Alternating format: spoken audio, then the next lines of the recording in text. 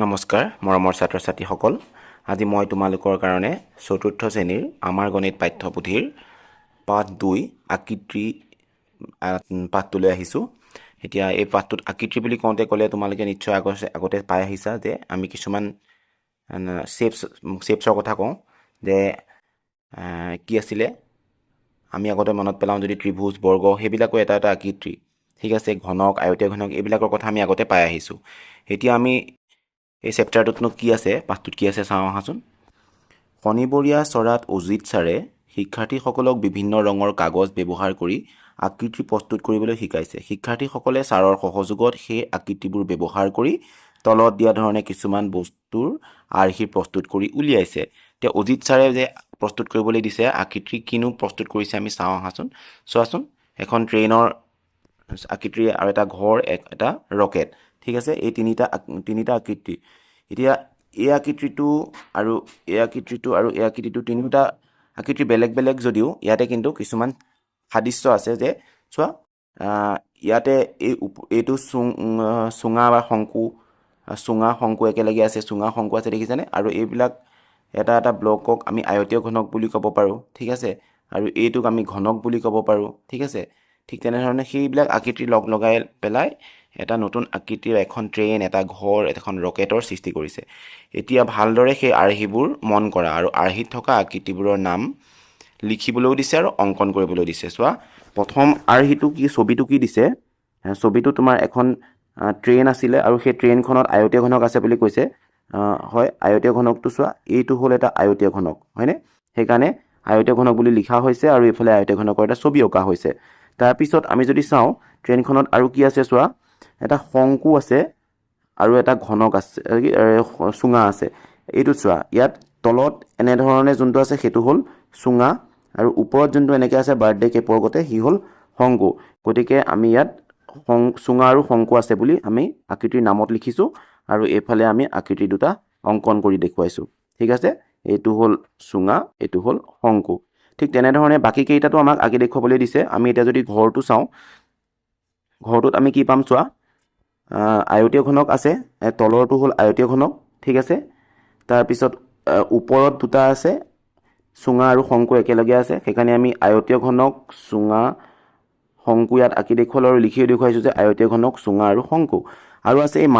মাজৰ ঘৰটো চোৱা, ঘনক হৈছে, তাৰ দিশ প্ৰস্থ উচ্চতা সমান, সেইকাৰণে আমি ঘনক বুলি লিখিছোঁ আৰু এটা ঘনক আঁকি দেখুৱাইছোঁ, ঠিক আছে। এতিয়া আমি ইয়াৰ পিছৰ চিত্ৰটোলৈ যদি যাওঁ, ইয়াত ৰকেটত কি আছে চোৱা, ইয়াতে এনেকৈ ওখকৈ যে আছে এইটো হ'ল এটা চুঙা আৰু ওপৰত যোনটো আছে সি হ'ল শংকু, ঠিক আছে। এতিয়া শংকু হ'ব, এইটো শংকু আৰু চুঙা, ঠিক আছে। এইকাৰণে আমি শংকু এটা আৰু চুঙা এটা আঁকি ইয়াত দেখুৱালোঁ, ঠিক আছে। তোমালোকে এনেধৰণে তোমালোকৰ সেই খালী ঠাইখিনি পূৰণ কৰিব পাৰিবা। আমি ইয়াৰ পিছতনো কি আছে চাওঁ আহাচোন। এনেধৰণৰ আকৃতি ব্যৱহাৰ কৰি বিভিন্ন আৰ্হি প্ৰস্তুত কৰিবলৈ দিছে। তোমালোকে এতিয়া আৰু বেলেগ ধৰণৰ আৰ্হি প্ৰস্তুত কৰি চাব পাৰা, ঠিক আছে। তোমালোকে ঘৰত চেষ্টা কৰি চাবাচোন আৰু কি কি আকৃতি তোমালোকে প্ৰস্তুত কৰিব পাৰা। এতিয়া কি কৈছে চোৱা, দৈনন্দিন জীৱনত পোৱা কিছুমান বস্তুৰ ছবি তলত দিয়া হৈছে। চোৱা, ইয়াত কিছুমান বস্তুৰ ছবি দিয়া আছে। ইয়াত সেই ছবিবিলাকত চোৱা আকৃতিবিলাকেই সংযোজন হৈ আছে। এইটো এটা বল আছে, গোলক, এইফালে এটা বল আছে, হয়নে, ইয়াত এটা মাৰ্বল আছে, সেইবিলাক গোলক আছে। আৰু এইটো এটা শংকু চুঙা আছে, বেটেৰীটো ইও এটা চুঙাৰ নিচিনা, ইও এটা চুঙা, হয়নে, এইখিনি হ'ল চুঙা আৰু এই বাদ্যবিধো হ'ল এই চুঙা, ঠিক আছে। এতিয়া সেই আকৌ ঠিক তেনেধৰণে যদি আমি চাওঁ শংকু জাতীয় কি আছে চোৱা, এই লাটুমটো শংকু জাতীয় আছে, গাজৰটো শংকু জাতীয় আছে আৰু এইটো শংকু জাতীয় আছে, হয়নে। ঠিক তেনেধৰণে আৰু ঘনক জাতীয়ও আছে, ঘনক আছে। ঘনক কোনবিলাক, যে দিশ প্ৰস্থ উচ্চতা সমান, এই ডাইচটো আৰু এইটো, ঠিক আছে, কিউবটো। এতিয়া ঠিক তেনেধৰণে আয়তীয় ঘনক আছে। আয়তীয় ঘনক আকৌ কোনবিলাক, এই জুইশলা বাকচটো আয়তীয় ঘনক, ডাষ্টাৰটো আয়তীয় ঘনক, ইটাটো আয়তীয় ঘনক, হয়নে, এই সকলোবিলাক ইয়াতে দেখুওৱা হৈছে। আৰু তাৰ তলত তোমালোকক কি লিখি দিছে চোৱা, ওপৰৰ বস্তুবোৰ ভালদৰে মন কৰা, বস্তুৰ আকৃতিবোৰৰ কি কি বৈশিষ্ট্য আছে লিখা। এতিয়া সেই আকৃতিবোৰৰ প্ৰথমতে বস্তুৰ নাম তোমালোকক এটা লিখি দিছে যে ফুটবল, আৰু বস্তুৰ নাম তেনেকুৱা গোল বা গোলক বস্তু আমি আৰু ফুটবলৰ লগত কি পাইছোঁ, মাৰ্বল পাইছোঁ, আৰু আছে এটা ভলীবল আছে, আমি লিখিব পাৰিম। আৰু সেই আকৃতিটোৰ নাম হ'ল গোলক। আৰু সেই গোলকৰ বৈশিষ্ট্য কি গোলকৰ কাষ আৰু চুক নাই ইয়াতে কাষ আৰু চুক নাই ঠিক আছে চুক বুলি ক'লে আমি কাষ বুলি ক'লে কি বুজো যে যিকোনো এটা আকৃতিৰ এই যেতিয়া দুটা বাহু একেলগ হ'ব তাক আমি চুক বুলি কওঁ তাত চুক নাই বুলি কৈছে তাৰ পিছত কৈছে পাশতি মানে আচলতে পাশাগুটিটোৰ কথা কৈছে ইয়াতে এই পাশাগুটি মানে আচলতে ডাইচটোৰ কথা কৈছে আৰু ঠিক তেনেধৰণৰ এটা চিত্ৰ ইয়াতে কি আছে দেখিছা তোমালোকে কিউবটো আছে কিউবটোক আমি ইয়াৰ সকলো তল সমান সকলোকেইখন পিঠি বা তলকেইখন সমান বুলি কয় আমি ইতিমধ্যে আগতে এনেকুৱা তলৰ কথা পঢ়ি আহিছোঁ আগৰ শ্ৰেণীত তল বুলি ক'লে এই আমি তাৰ তলৰ পিঠিখন বা ওপৰৰ পিঠিখন সকলোবিলাক পিঠি সমান এনেকৈ ধৰি লওক এটা অংকন কৰোঁতে আমি এই গোটেই পিঠিকেইখন সমান বুলি ক'ব পাৰিম সেইকাৰণে কৈছে সকলো তল সমান দিশপ্ৰস্থ সমান এখন বৰ্গ লগ লাগি এটা ঘনকৰ সৃষ্টি হয় ঠিক আছে এতিয়া আমি জুইশলা বাকচ ইটা সিহঁতি আয়তীয় ঘনক হ'ল আমি ইতিমধ্যে কৈ আহিছোঁ জুইশলা বাকচ আৰু ইটা আয়তীয় ঘনক কাৰণ ইয়াত দিশ প্ৰস্থ উচ্চতা বেলেগ বেলেগ ঠিক আছে আৰু বিপৰীত তল দুখন সমান ইয়াত সদায় বিপৰীত তল দুখন সমান চোৱা এই জুইশলা বাকচটো যদি চোৱা এই ওপৰৰ তলখনৰ লগত তাৰ তলৰ তলখন সমান এইফালৰ তলখনৰ লগত এই ছাইডৰ তলখন সমান আৰু এইফালৰ তলখনৰ লগত এইফালৰ তলখন সমান সেইকাৰণে আমি লিখিব পাৰিম যে আয়তীয় ঘনকত বিপৰীত তল দুখন সমান এতিয়া আমি চুঙা আকৃতিৰ কথা কৈছে ইয়াতে তোমাক চুঙা বুলি দি দিছে তোমালোকে ইয়াত লিখিব লাগিব যে কি বেটেৰী আৰু গিলাচ লিখিব পৰা দুইটা দেখিবলৈ চুঙা আকৃতিৰ সমতল আৰু বক্ৰতলৰ দ্বাৰা সৃষ্টি হয় সমতল আৰু বক্ৰতল এই তলত যোনকেইখন থাকে এইকেইখন সমতল আৰু এইখন তল মাজৰ এই তলখনক আমি বক্ৰতল বুলি ক'ব পাৰোঁ ঠিক আছে তাৰপিছত শংকুলৈ আমি যদি যাওঁ শংকু বুলি কওঁতে ইয়াত শংকু বুলি লিখি দিছে তোমালোকৰ শংকুত কি পৰিছে লাটুম গাজৰ পৰিছে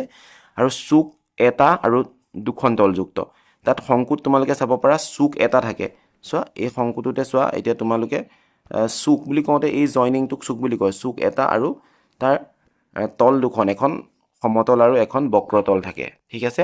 সমতল কোনখন যে এটা যদি আমি চুঙা এই তলৰখন সমতল বুলি ক'ব পাৰিম আৰু এইখন বেকা গতিকে এই তলখন বক্ৰতল আৰু এই তলৰ তলখন হ'ল সমতল ঠিক আছে আমি তেনেধৰণে ইয়াৰ খালী ঠাইকেইটা পূৰণ কৰিব পাৰিম তাৰপিছত কি আছে চাওঁ আহা ফুটবোৰ লগ লগাই উলম্ব ৰেখা অনুভূমিক ৰেখা হেলনীয়া ৰেখা আঁকি ঘনক আৰু আয়তীয় ঘনকবোৰৰ নক্সাবোৰ সম্পূৰ্ণ কৰিব দিছে উলম্ব মানে চিধা অনুভূমিক মানে বেকা আৰু হেলনীয়া মানে এনেধৰণৰ এই তিনি ধৰণৰ লাইন আমি অংকন কৰিব লাগিব অংকন কৰি পেলাই আমি ঘনক আৰু আয়তীয় ঘনকখিনি পূৰণ কৰিব লাগিব ঠিক আছে এতিয়া আমি যদি প্ৰথমতে চাওঁ এই প্ৰথমটো চাম ইয়াতে আমি কি কৰিব লাগিব প্ৰথমতে এডাল হেলনীয়া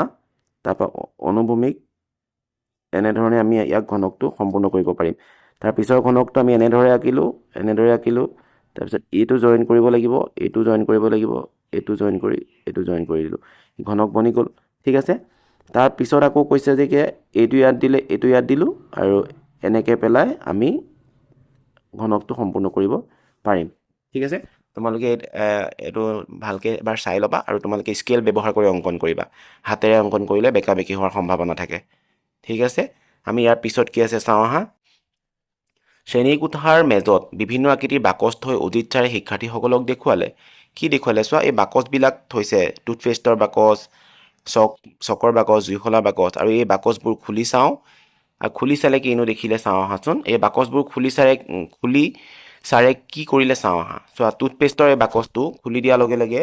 এই টুথপেষ্টৰ বাকচটো এইফালে থকা এখন পিঠি আছে সেইখন এইফালে আহিলে আৰু যিহেতু চাৰিখন পিঠি আছে খুলি দিয়াৰ লগে লগে আমি চাৰিখন পিঠি পাই গ'লোঁ ঠিক আছে আৰু সেই চাৰিখন পিঠিৰ পিছত দুইফালে যিহেতু ঢাকনি আছে তে এই ঢাকনিকেইখনে সেই দুইফালে থকা এইফালত এখন ডাঙৰ আছে কাৰণে এইফালে নাই আৰু এইফালে সৰু আছে আৰু এইফালেও সৰু আছে সিহঁতক জইনিং কৰিছে মানে সিহঁতক ইফালৰ পৰা সিফালে মূৰকেইটা জইন হৈছে আৰু এইফালে ডাঙৰ আছে কাৰণে এইফালে নাই ঠিক আছে আমি টুথপেষ্টৰ বাকচটো খোলাৰ পাছত আমি এনেধৰণৰ এটা আকৃতি পাম ঠিক আছে ইয়াৰ পিছত আৰু এটা মিঠাই বাকচ আছিলে মিঠাই বাকচটো খুলি পেলাইও ঠিক তেনেধৰণে পাইছে চোৱা পিঠিত যিহেতু ডাঙৰ চাৰিখন পিঠি আছিলে সেই ডাঙৰ পিঠি চাৰিখন ইয়াত দুখন আৰু তাৰ বিপৰীত দিশত যিহেতু দুখন আছে সেই চাৰিখন পিঠি ইয়াত তোমালোকক দেখুৱাইছে মই 1 2 3 4 বুলি লিখি দেখুৱাইছোঁ সেই চাৰিখন পিঠি তাৰ পৰা ছাইডৰ মূৰটো ধৰি লোৱা এইটো যে মই গোল কৰি দেখুৱাইছোঁ সেই গোলটো চাৰিখন লগ লাগি আছে আৰু এটা ছাইডে চাৰিখন আছে দেখিছানে ঠিক তেনেধৰণে ইফালেও চাৰিখনেই আছে ঠিক এনেধৰণে তোমালোকে মিঠাই বাকচটো খুলিলে দেখা পাবা তোমালোকে ভাঁজ থকা ডাঠ কাগজ পালানে আৰু এনেধৰণৰ ভাঁজ থকা কাগজখনেই হৈছে এই জালি এই যে আমি এইটো এতিয়া উলিয়ালোঁ ইয়াক জালি বুলি কয় ইয়াক যে আমি খুলি পেলাই দেখুৱালোঁ এইটো এটা জালি সৃষ্টি কৰিলোঁ মানে ঠিক আছে তোমালোকে মিঠাই বাকচ টুথপেষ্টৰ লেখীয়া বেলেগ বাকচ খুলিও জালি প্ৰস্তুত কৰি চাব পাৰিবা ঠিক আছে ইয়াতে তোমালোকক তাৰপিছত কৰি চাওঁ আহা বুলি কৈছে ভাঁজ অনুসৰি বন্ধ আকৃতি তৈয়াৰ কৰিলে তলৰ কোনকেইখন জালিৰ পৰা ঘনক তৈয়াৰ কৰিব পৰা যাব তোমালোকে নিশ্চয় গম পাইছা ঘনক এটা আমি ইতিমধ্যে যোনকেইটা টুথপেষ্ট আৰু মিঠাই বাকচ এই আয়তীয় ঘনকৰ দিশপ্ৰস্থ উচ্চতা বেলেগ কাৰণে ইয়াৰ হেৰি হয় আয়ত পাওঁ আমাৰ ভিতৰত এটা আয়ত পাইছোঁ চোৱা চবতে এটা আমি আয়ত পাইছোঁ কিন্তু যদি ঘনকটো খোলা হয় ঘনক খুলিলে আমি সকলোতে এটা বৰ্গ পাম এতিয়া ইয়াত দেখিছোঁ যে আমি সকলোবোৰ বৰ্গই আছে কিন্তু ইয়াতে দুটামান আকৃতি ঘনকটো সৃষ্টি কৰিব নোৱাৰিব কিয় নোৱাৰিব বাৰু এতিয়া চোৱা ঘনকৰ পিঠি আছে তল আছে ছখন এতিয়া ছখন হ'বলৈ যাওঁতে চাৰিখন গোল হৈ থাকিব গোল কৰি দিওঁতে চাৰিখনে গোল হৈ যাব মই কটো দেখুৱাইছোঁ তাৰপিছত দুফালে দুখনে ঢাকনি মাৰি দিলে ঘনকটো সম্পূৰ্ণ হ'ব গতিকে কটোৰ পৰা এটা ঘনক প্ৰস্তুত কৰিব পাৰিম কিন্তু খটোৰ পৰা আমি নোৱাৰোঁ কিয় নোৱাৰোঁ খটোত পাঁচখন পিঠি আছে চোৱা ইয়াত মুঠতে পিঠি কেইখন আছে 1 2 3 4 5 6 7খন আমাক 7খন পিঠিৰ দৰকাৰ নাই গতিকে আমি ইয়াৰ পৰা আমি অংকন কৰিব নোৱাৰোঁ ঠিক আছে আৰু তাৰ পিছতো গ নম্বৰটোতো আমাৰ 1 2 3 4 5খনহে আছে আমি ইয়াতো নোৱাৰিম তাৰ পিছতো যদিও ইয়াত 6খন আছে 1 2 3 4 5 6খন ইয়াৰ পৰা আমি সৃষ্টি কৰিব পাৰিম ঠিক আছে আৰু তাৰ পিছতো 6খনেই আছে 1 2 3 4 5 6 আমি ইয়াৰ পৰা অংকন ঘনক এটা তৈয়াৰ কৰিব পাৰিম ইয়াৰ পৰা আমি কি বুজিলোঁ কৰ পৰা পাৰিম ঘৰ পৰা পাৰিম আৰু পুঙৰ পৰা পাৰিম গ আৰু খ আৰু গৰ পৰা আমি ঘনক প্ৰস্তুত কৰিব নোৱাৰোঁ ঠিক আছে ইয়াৰ পিছত আকৃতিৰ সমতল আৰু বক্ৰতলৰ সৈতে চিনাকি হোৱা হয় এতিয়া সমতল আকৃতি আৰু বক্ৰতল আকৃতি ইতিমধ্যে আমি শুনি আহিছোঁ আগৰ শ্ৰেণীটো পাই আহিছোঁ এতিয়া আমি আকৌ ভালদৰে আলোচনা কৰোঁ আহাচোন তোমালোকে এতিয়া মেজত থকা চক পেঞ্চিলৰ বাকচ আৰু বলটো লক্ষ্য কৰা আৰু চুই চোৱা সেই বুলি কৈছে যে চক পেঞ্চিলৰ বাকচ আৰু বল এই দুটাত চুই চালে কেনেকুৱা অনুভৱ হ'ব বলটোত চুক নাই বলটোত কি হয় চোৱা বলটো গোল ঠিক আছে আৰু চক পেঞ্চিলৰ বাকচটো এনেধৰণৰ ইয়াত চোৱা এইফালৰ পৰা এডাল বাহু ইয়াৰ পৰা এডাল বাহু মিলি এটা চুক সৃষ্টি হৈছে আকৌ এনেকৈ গ'ল আকৌ এটা ইয়াত চুক সৃষ্টি হৈছে দেখিছানে এতিয়া আৰু ইয়াতে তোমাৰ তল বুলি কওঁতে চোৱা এই তলকেইখন সমতল এতিয়া চুকৰ পৰা আমি তললৈ আহিছোঁ এই চুকৰ মাজত এই চাৰিটা চুকৰ মাজত এখন তল বা এইটো এটা আয়ত সেই আয়তটো এখন সমতল হয় ঠিক আছে কিন্তু বলটো আকৌ বেকা বলটো চুই চাওঁতে আমি চিধাকৈ স্পৰ্শ কৰিব নোৱাৰোঁ বলটো গোল হেলনীয়া গতিকে ইয়াৰ বেকা কাৰণে ইয়াৰ নামটো হ'ব বক্ৰতল আৰু আয়তীয় ঘনকটো বা হেৰিৰ বাকচটো চক পেঞ্চিলৰ বাকচটো কিন্তু কি হ'ব সমতল থাকিব সেইটোকে তোমালোকক লিখি পেলাই দেখুৱাইছে যে চক পেঞ্চিলৰ বাকচ এটাত 6খন তল আছে আৰু বাকচটোৰ যিকোনো এখন তল মেজ বা মজিয়াত থ'লে তলটো সম্পূৰ্ণকৈ মিলি যায় আৰু এইবোৰ হ'ল সমতল কাৰণ তুমি যদি থৈ দিয়া তলত এখন মেজৰ ওপৰত থৈ দিলে মেজত সম্পূৰ্ণকৈ তলখন মিলি থাকিব সেইকাৰণে সি সমতল আৰু বলটোৰ এখনেই তল আৰু সেইখন কি হৈছে মজিয়াত বা থ'লে ইয়াৰ তলখন সম্পূৰ্ণকৈ মজিয়াত মিলি নাযায় ঠিক আছে ইয়াত তোমালোকে সম্পূৰ্ণকৈ মিলি যায় আৰু মিলি নাযায় ওপৰত গুৰুত্ব দিব পাৰিবা যেতিয়া মেজৰ ওপৰত বলটো থ'ব সি অকণমান জেগাহে আবদ্ধ কৰি থাকিব আৰু বাকীখিনি ওপৰলৈ উঠি থাকিব আৰু সেই তেনেকুৱা তলক বক্ৰতল বুলি কয় সমতলে সম্পূৰ্ণ তলখন মিলি যাব আৰু বক্ৰতলত তলখন মিলি নাযায় ঠিক আছে এতিয়া জানো অহা বুলি কৈছে সমতলবোৰ দেখিবলৈ বিভিন্ন আকৃতিৰ হ'ব পাৰে যেনে আয়ত আকৃতিৰ এতিয়া আমি গম পাইছোঁ যে আয়ত আকৃতিৰ বৰ্গাকৃতিৰ ত্ৰিভুজাকৃতিৰ বৃত্তাকৃতিৰ হ'ব পাৰে ঠিক আছে এতিয়া তাৰ আমি উদাহৰণ আমি পিছত আলোচনা কৰিম এতিয়া তাৰপিছত আৰু বক্ৰকৃতি বুলি কওঁতে আমি গোলক বল এনেধৰণৰ বস্তুবিলাকৰ কথাই আমি মনলৈ আহে ঠিক আছে তলত বিভিন্ন বস্তুবোৰৰ সৈতে তলৰ সৈতে পৰিচয় অহা বুলি কৈছে চোৱা ইয়াত এতিয়া তোমালোকক প্ৰথম চিত্ৰটো চোৱা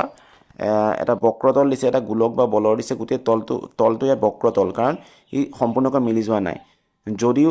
ইয়াত তাৰ পিছত এটা চুঙা দিছে চুঙাটো এই পিঠিখন যিহেতু গোল আমি চুঙাটো হাতেৰে ধৰোঁতে আমি কেনেকুৱা উপলব্ধি কৰোঁ বেকা উপলব্ধি কৰোঁ ইও বক্ৰতল ঠিক আছে কিন্তু চুঙাটোৰ তলখন যিহেতু গোল হৈ আছে ই বৃত্তাকৃতি সমতল ঠিক আছে আমি ওপৰত পাইছিলোঁ যে বৃত্তাকৃতিও পাব পাৰোঁ যে সমতল দেখিবলৈ সমতলবোৰ বৃত্তাকৃতিও হ'ব পাৰে আয়তাকৃতি হ'ব পাৰে বৰ্গাকৃতি হ'ব পাৰে ত্ৰিভুজাকৃতি হ'ব পাৰে এতিয়া সি হ'ল বৃত্তাকৃতি ঠিক আছে ঠিক তেনেধৰণে বৃত্তাকৃতিৰ আমি বৃত্তাকৃতিৰ তল আৰু এটা পাইছোঁ যে শংকুটো যদি আমি চাওঁ এই তলখন বৃত্তাকৃতিৰ ইয়াক যদি আমি টেবুলৰ ওপৰত বা মজিয়াত থওঁ সি সম্পূৰ্ণৰূপে মিলি থাকিব এই বৃত্তাকৃতিৰ তল আৰু এইখন তল হ'ল বক্ৰতল ঠিক আছে আমি এইখন চুলে আমি বেকা উপলব্ধি কৰিম সেইকাৰণে ইয়াক আমি বক্ৰতল বুলি ক'ব পাৰোঁ ইয়াৰ পিছত আছে বৰ্গাকৃতিৰ তল এখন আছে চোৱা এতিয়া এইটোত ইয়াৰ নামটো তোমালোকৰ নিশ্চয় মনত আছে ইয়াৰ নামটো কি বাৰু ইয়াত চোৱা তলত আছে যিখন সেইখন বৰ্গাকৃতিৰ তল এখন আছে আৰু সেই বৰ্গাকৃতিৰ তলখনৰ ওপৰত আকৌ ত্ৰিভুজৰ তল আছে ত্ৰিভুজ এখন এইফালৰ পৰা লগ লাগিছে এখন ত্ৰিভুজাকৃতিৰ তল এইফালৰ পৰা এখন ত্ৰিভুজ লগ লাগিছে এই ত্ৰিভুজাকৃতিৰ তল তেনেধৰণে চাৰিটা ত্ৰিভুজ লগ লাগি ত্ৰিভুজাকৃতিৰ তল আছে আৰু তাৰ কাষৰ চিত্ৰটো চোৱা আকৃতিটোত কি দিছে ইয়াতো তলত এখন আয়তাকৃতিৰ তল আছে চোৱা 1 2 3 4 এইটো আয়তাকৃতিৰ তল আৰু সেই আয়তাকৃতিৰ তলৰ লগত ত্ৰিভুজীয় তল সাইডৰ পৰা লগ হৈ আছে আকৌ সাইডৰ পৰা আয়তাকৃতিৰ তল আছে ঠিক আছে ইয়াত মানে আয়তাকৃতিৰ তল আৰু ত্ৰিভুজাকৃতিৰ তল আৰু বৃত্তাকৃতিৰ তল বক্ৰতলৰ লগত আমি ইতিমধ্যে পৰিচয় হৈছো ঠিক আছে এতিয়া অজিত ছাৰে সপৰিয়ালে বনভোজ খাবলৈ গ'ল আৰু বনভোজৰ থলীত ৰ'দৰ গৰম লগাত তেওঁলোকে তম্বুৰ তললৈ গ'ল আৰু দেউতা এই তম্বুটো দেখিছানে আমাৰ ঘৰৰ মুধচৰ নিচিনা সেই বুলি ছোৱালী এজনীয়ে কৈছে আৰু ঠিকেই অনুমান কৰিছা এই আকৃতিটোৰ সন্মুখ আৰু পিছৰ তল দুখন ত্ৰিভুজাকৃতিৰ সেয়েহে আকৃতিটো হৈছে ত্ৰিভুজীয় পিৰামিড বুজি পালা এতিয়া এই পিৰামিডটো কি পিৰামিড বুলি ক'লে তোমালোকৰ এই ছবিটো দেখিছা আৰু এইটো এটা ত্ৰিভুজীয় পিৰামিড ঠিক আছে আমি অকমান আগতো তেনেকৈ ত্ৰিভুজীয় পিৰামিড দেখি আহিছোঁ এতিয়া সেই ত্ৰিভুজীয় পিৰামিডত কি হয় বুলি কৈছে সন্মুখ আৰু পিছৰ তল দুখন ত্ৰিভুজাকৃতিৰ চোৱা সন্মুখৰ এইখন আৰু তাৰ ঠিক একেধৰণে পিছফালে এখন আছে হয়নে সেইখন ত্ৰিভুজাকৃতি আৰু ইয়াকে ত্ৰিভুজীয় প্ৰিজম বুলি কোৱা হয় ঠিক আছে আৰু ইয়াৰ কিন্তু তলৰখন আকৌ আয়ত বা আয়তাকৃতিৰ হ'ব ঠিক আছে ইয়াক ত্ৰিভুজীয় প্ৰিজম বুলি কোৱা হয় আৰু ত্ৰিভুজীয় প্ৰিজম মানে কি দেউতা সুধিছে এতিয়া ত্ৰিভুজীয় প্ৰিজমটো তোমালোকক ধুনীয়াকৈ আঁকি দেখুৱাইছে চোৱা হয় ত্ৰিভুজীয় প্ৰিজমটো চোৱা কেনেধৰণে আছে দুফালে দুখন ত্ৰিভুজ আছে ঠিক আছে আৰু সেই সন্মুখৰ আৰু এইখন যদি সন্মুখ বুলি লয় এখন পিছৰ ফালটো আৰু সেই ত্ৰিভুজ দুখনৰ প্ৰতিটো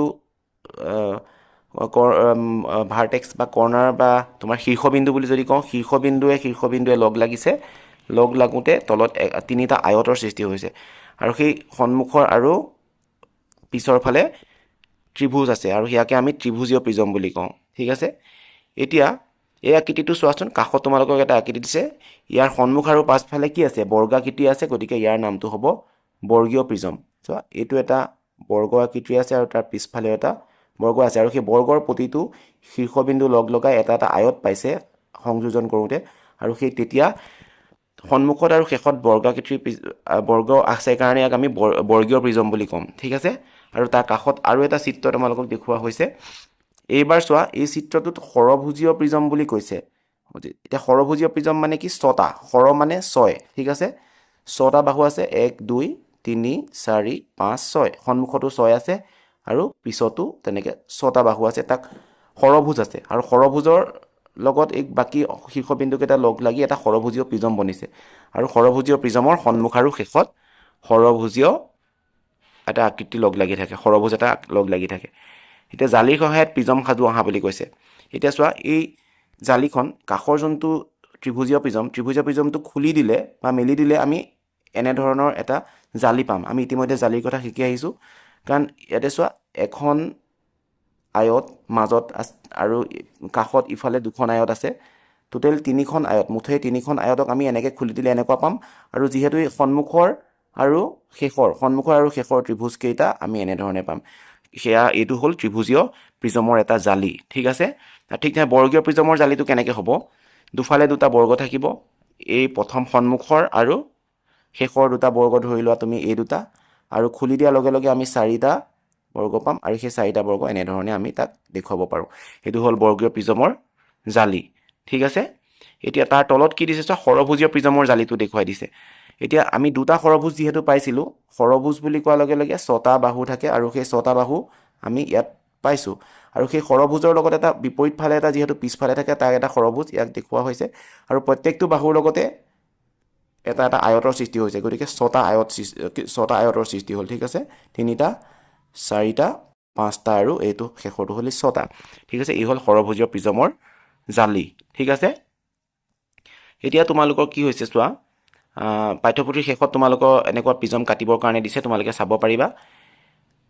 এতিয়া সাজি উলিওৱা প্ৰিজমৰ আকৃতিবোৰ চাই তলৰ তালিকাখন পূৰ কৰা। এতিয়া কি কৈছে, আকৃতিটো কি দিছে চোৱা, কাষত এটা ত্ৰিভুজীয় প্ৰিজম দিছে আৰু সেই ত্ৰিভুজীয় প্ৰিজমৰ আকৃতিটোৰ বৈশিষ্ট্য কি লিখি দিছে যে দুখন ত্ৰিভুজাকৃতিৰ তল আৰু তিনিখন আয়তাকৃতিৰ তল থাকে। আমি ইতিমধ্যে গম পাইছোঁ আয়তাকৃতিৰ তল এইফালৰ পৰা এখন আৰু সেই সিফালৰ পৰা এখন আৰু তলত এখন আয়তাকৃতি আৰু ছাইডত দুখন ত্ৰিভুজীয় প্ৰিজম। সেইকাৰণে কৈছে যে ত্ৰিভুজ আছে আৰু সেইকাৰণে কৈছে যে ত্ৰিভুজাকৃতিৰ তল আৰু আয়তাকৃতিৰ তল থাকে। কেইখন? দুখন আৰু তিনিখন, মুঠ তল হ'ল 5খন। আৰু ইয়াত চুক কেইটা আছে চোৱা, এই য'ত জইন হয় দুটা বা লাইনখিনি আহি সংযোগ হয় শীৰ্ষবিন্দু বুলি কয় তাক, আৰু তাক আমি চুক বুলিও ক'ব পাৰোঁ। চুকৰ সংখ্যা কেইটা? 3, 4, 5, 6টা পালোঁ, দেখিলানে? সেইকাৰণে চুক 6টা। আৰু কাষ আছে 9টা। কাষ মানে কোনটো জানানে? কাষ হ'ল এই বাহুবিলাক, য'ত দুখন তলে য'ত জইন কৰে সেইটোৱে হ'ল কাষ। এটা কাষ আছে, দুটা কাষ, 3টা, 4টা, 5টা, 6টা, 7টা, 8টা, 9টা, দেখিলানে? সেইকাৰণে কৈছে কাষৰ সংখ্যা 9টা আৰু ইয়াৰ নামটো হ'ল ত্ৰিভুজীয় প্ৰিজম। ঠিক আছে, ঠিক তেনেধৰণে তোমালোকক ছাইডত নামটো দি দিছে, আকৃতিৰ নামটো দি দিছে, ইয়াক বৰ্গীয় প্ৰিজম বুলি। ইয়াক আমি চাব পাৰিম, ইয়াৰ সন্মুখ আৰু পিছফালৰ ভাগ বৰ্গাকৃতি বুলি আমি ক'ব পাৰোঁ। সন্মুখৰ ভাগ বৰ্গাকৃতি আৰু পিছফালৰ ভাগ বৰ্গাকৃতি। ঠিক আছে, ইয়াৰ তলৰ সংখ্যা 6, মুঠ তলৰ সংখ্যা ইয়াত 6খন কেনেকৈ হ'ল চোৱা। ইয়াত যদি আমি চাবলৈ যাওঁ, তল মানে পিঠি, ইয়াত কেইখন আছে? এখন, এইখন তলফালে, সন্মুখ পিঠিফালে, সন্মুখফালে 3খন হ'ল, আৰু এখন ওপৰত আছে 4, আৰু এইখন এখন ছাইডত আছিলে 5, আৰু এই সিফালে এখন ছাইডত আছিলে 6। সেইকাৰণে তলৰ সংখ্যা 6। আৰু আমি ইয়াত শীৰ্ষবিন্দুও লিখিব পাৰোঁ। শীৰ্ষবিন্দু কেইটা আছে বাৰু চোৱা, 1, 2, 3, 4, 5, 6, 7, 8। শীৰ্ষবিন্দু বা চুক বুলি ক'ব পাৰা। চুক আছে কেইটা?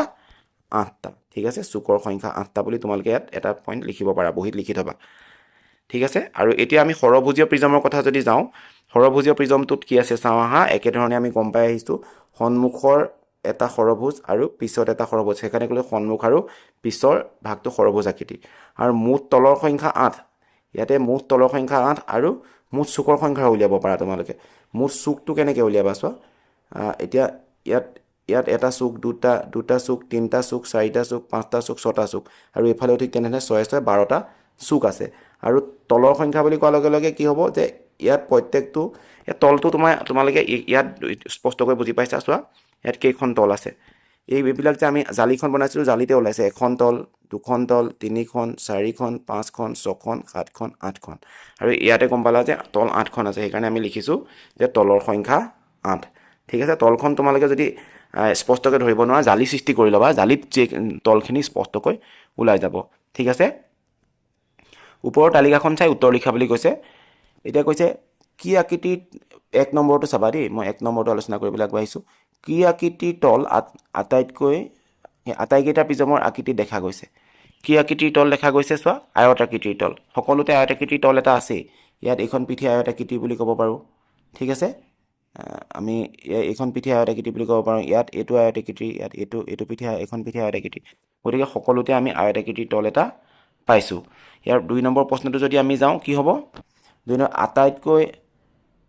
বেছি কাষ থকা প্ৰিজমটোৰ নাম কি? আটাইতকৈ বেছি কাষ কাৰ আছে? সৰভুজীয়টোৰ, কাৰণ সৰভুজটোত ভুজ বা বাহুৰ সংখ্যা বেছি হৈছে কাৰণে তাত কাষৰ সংখ্যাও বেছি হৈছে। 3 নম্বৰটোত কি কৈছে? আটাইতকৈ কম চুক থকা,